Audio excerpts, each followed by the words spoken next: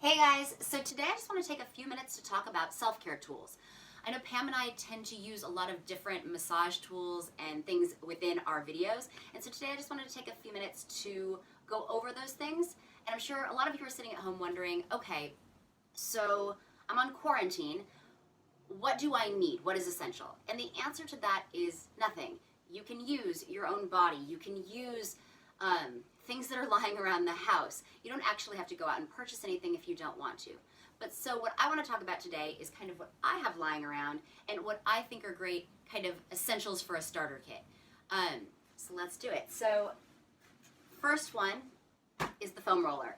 I'm sure a lot of you have seen this guy before. I love the foam roller because I think it's a really great tool for myofascial release.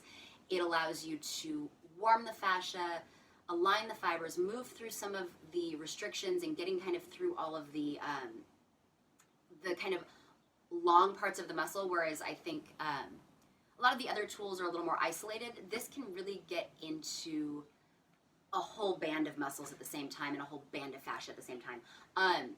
The other great thing about this is when you're using a foam roller, you're engaging other parts of your body and promoting circulation and movement. So for example, if I'm doing a foam roll of my quads, which again, I'm gonna talk about all of these in detail in future videos, so don't stress about trying this right now. But if I'm doing a foam roll of my quads, I am now engaging my shoulders, I'm engaging my core, I'm moving through all of this, I'm actually engaging my glutes a little bit, as well as moving through the fibers in my quads. So it's really a great kind of full body myofascial release tool. Now, foam rolling can sometimes be a little intense depending on your threshold for pressure and kind of muscle discomfort. So for those of you who are looking for something that is a little less intense than a foam roller, a great way to work up to it is something called either the tiger's tail, which is what this is, or the stick, which is something I have at my office that looks very similar. It targets things a little bit differently, but I think they're both kind of on the same wavelength. But for those of you that aren't looking to purchase anything, a rolling pin could also work in this capacity. What you do is it's basically the same as a foam roller. You're rolling through those muscle fibers, but you now have control over how much pressure you're putting on it because you're not using full body weight like you would on a foam roller. So, and you can kind of play with wherever you want to kind of roll through things. You can even get into the low back and the middle back with this, which I love. But yeah, so this is the tiger's tail is what I'm using right now. But like I said, there's also the stick, and you could also just use a rolling pin, which will be a little less kind of direct, but it still works. So then the next thing I want to talk about is balls. So we have, a lot of us have had pasts where we throw a ball, throw a frisbee, go out to the park. So some of us might actually have balls lying around the house. I like using softballs, but you can use pretty much anything. Lacrosse ball, tennis ball, handball, these are all workable tools. The reason you use the balls is they basically create a more isolated pressure. So if the tiger's tail, the foam roller are too broad and you just want to really get into one specific area, you can get up on the ball and kind of roll through that. Now, here's the thing. I am all for a little bit of intense pressure, but all of this should feel really good. It'll feel intense, but it should be that kind of good intensity that feels very productive and like you are accomplishing something, and like that hurt so good kind of sensation. If you are feeling like it is intense just because you want to dig into an area, back off. That's not what this is about. It should feel that kind of like, ooh, I really needed to get in there feeling. So yeah, so the balls are for more isolated kind of pressure. Pam and I both talk about these a lot in other videos, and we both love them. These are the yoga tune-up balls. Again, if you're looking to purchase something, these are a great purchase.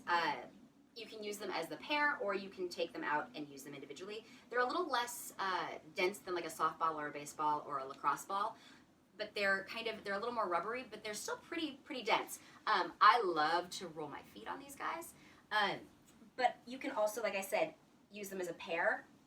Pam actually uses one individual up against the wall in her upper traps release video, which is incredible. But you can use them as a pair. I love to use them on the back of my neck and just kind of rolling through. Feels lovely. So those are the yoga tune-up balls. The last couple things you can either purchase or you can use whatever you have lying around. As you can see, I have a yoga mat right now, and I do like having a yoga mat, but it's not necessary. You can have a towel, you can use a blanket, you can even just be on the floor if you're comfortable with that. But it's nice because if you're doing a lot of movement on it, it has a nice, good, firm grip. This is the Gaiam yoga mat, which I kind of like this too. They have some really great stuff out there as well. The other thing would be either a yoga strap or a or TheraBands. But again, you can use a belt for this. But these are great for doing some stretching for those of you who might not have the flexibility to grab a hold of your foot. And even if you do have the flexibility, these are a really great tool just to have to help kind of keep things in alignment and long. So again, if you want to play and just kind of explore these tools, and maybe some of you, have these things and you're dusting them off of like the back of your closet, which is awesome. And some of you might be like, oh, I kind of want to purchase a few of these. That's awesome. That's great. Don't be afraid to explore as long as it feels good. If it feels like it's too much, or if it feels like it's causing discomfort or pain, stop, back off. I'm all for exploration and trying to kind of feel out your own body and find what feels good in your own body. And we will be doing, like I said, videos that kind of get into the specifics of how to use these tools in a safe way.